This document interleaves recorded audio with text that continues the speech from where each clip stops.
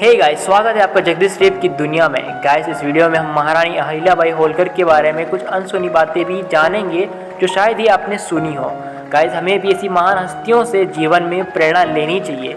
तो चलो सीधा काम की बात पर आते हैं। महारानी अहिल्याबाई एक सूबेदार मल्हार राव होलकर के पुत्र की खंडेराव की पत्नी थी।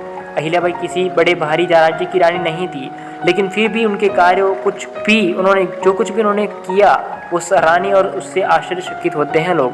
वो हमेशा से ही अपने साम्राज्य को मुस्लिम आक्रमणकारियों से बचाने की कोशिश करती रही, बल्कि कई युद्धों में तो वो स्वयं शामिल होकर युद्ध किया करती थी और अपने मान मर्यादा की और स्वाभिमान की रक्षा स्वतः ही करती थी। उन्होंने तुकोजी राव होलकर को अपनी सेना में सेनापति के रूप में नियुक्त किया था।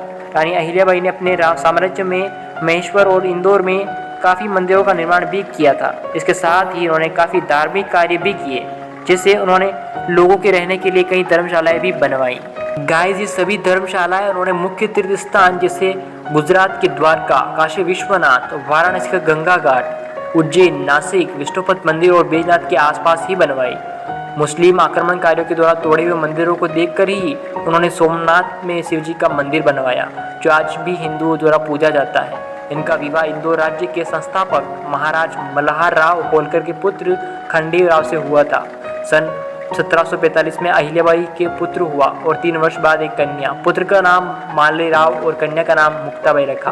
उन्होंने बड़ी कुशलता से अपने पति के गौरव को जगाया। कुछ ही दिनों में अपने महान पिता के मार्गदर्शन में खंडेराव एक अच्छे सिपाही बन गए। मल्हार राव को भी देखकर संतोष होने लगा। पुत्र वधू अहिल्याबाई को भी वह राजकाज की शिक्षा देते रहते थे। रानी अहिल्याबाई अपनी राजधानी महेश्वर ले गई। वहां उन्होंने 18वीं सदी का बेहतरीन और आलीशान महल बनवाया। पवित्र नदी नर्मदा नदी के किनारे बनाए गए इस महल के इर्द गिर्द बनी राजधानी की पहचान बनी टेक्सटाइल इंडस्ट्री।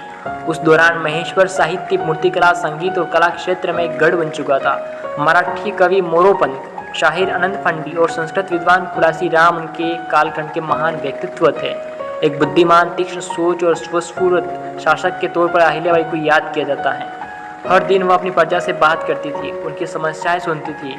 उनके कालखंड 1767 से 1795 में रानी अहिल्याबाई ने ऐसे कई काम किए जो लोग आज भी उनका नाम लेते हैं। अपने साम्राज्य को बढ़ावा देने और उन्होंने समृद्ध बनाया। उन्होंने सरकारी पैसा बेहद बुद्धिमानी से कई किलो विश्राम गृह, कुएं और सड़कें बनवाने पर खर्च किया। वह लोगों के साथ त्योहार मनाती और हिंदू मंदिरों को दान देती। इसका असर यह था कि अनेक बार लोग निजामशाही व पेशवाशाही शासन छोड़कर इनके राज्य में आकर बसने लगे और इच्छा व्यक्त किया करते थे। अहिल्याबाई के राज्य में प्रजा पूरी तरह सुखी एवं संतुष्ट थी, क्योंकि उनका विचार में प्रजा का संतोष ही राज्य का प्रमुख कार्य होता। लोक माता अहिल्या का मानना था कि प्रजा का पालन संतान की तरह करना ही राजधर्म है। उन्होंने 1777 में विश्व प्रसिद्ध काशी विश्वनाथ मंदिर का निर्माण करवाया। शिव की भक्त अहिल्याबाई का सारा जीवन वैराग्य, कर्तव्य पालन और परमार्थ की साधना का बन गया। मुस्लिम आक्रमणकारियों के द्वारा तोड़े गए हिंदू मंदिरों को देखकर उन्होंने सोमनाथ में शिव जी का मंदिर बनवाया, जो शिव भक्तों द्वारा आज भी पूजा जाता है। शिव के प्रति उनके समर्पण भाव का पता इस बात से चलता है कि अहिल्याबाई राज्य आज्ञाओं पर हस्ताक्षर करते समय अपना नाम नहीं लिखती थी, बल्कि पत्र के नीचे केवल श्री शंकर लिख देती थी। उनके रुपयों पर शिवलिंग और बीरपत्र का चित्र और पेशों पर नंदी का चित्र अंकित है।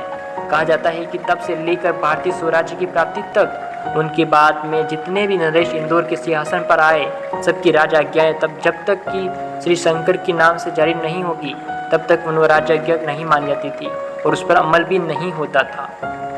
गाइस, अब हम इनके द्वारा भारत में दिए गए योगदान की थोड़ी सी चर्चा भी कर लेते हैं।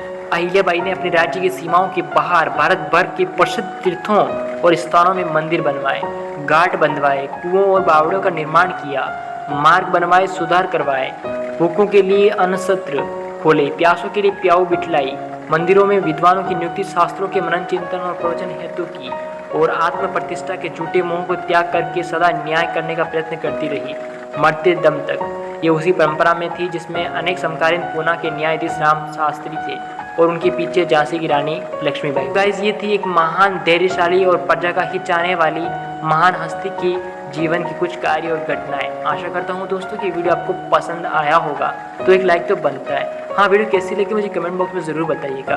और यदि आप ऐसी वीडियो और देखना चाहते हैं तो चैनल को सब्सक्राइब कर बेल आइकन को ऑल कर दीजिएगा। Thank you guys for watching.